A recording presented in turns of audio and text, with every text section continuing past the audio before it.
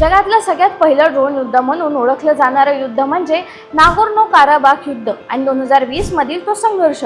हे युद्ध अझरबैजान आणि आर्मेनिया यांच्यात झालं होतं आणि या संघर्षात ड्रोनचा प्रचंड प्रमाणात वापर करण्यात आला। सप्टेंबर ते नोव्हेंबर 2020 मध्ये नागोर्नो काराबाख एक वादग्रस्त क्षेत्र होतं।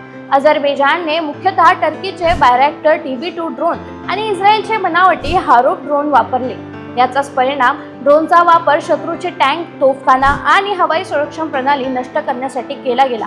या तंत्रांमुळे पारंपरिक सैन्याच्या तुलनेत कमी नुकसान होत होतं आणि त्यामुळे अझरबैजानला लष्करी विजय मिळवता आला आणि त्यांनी काही वादग्रस्त क्षेत्रांवर पुन्हा ताबा मिळवला। पण याला पहिलं ड्रोन युद्ध का म्हणतात? त्याचं कारण असं आहे की युद्ध ड्रोन डॉमिनेटेड वॉरफेअरचं पहिलं स्पष्ट उदाहरण होतं। पारंपरिक लढाऊ विमानाऐवजी स्वस्त आणि कमी जोखमीचे ड्रोन मुख्य भूमिका बजावत होते आणि या युद्धांमुळे जागतिक संरक्षण धोरण बदलू लागली आणि अनेक देशांनी ड्रोनवर अधिक गुंतवणूक करायला इथूनच सुरुवात केली।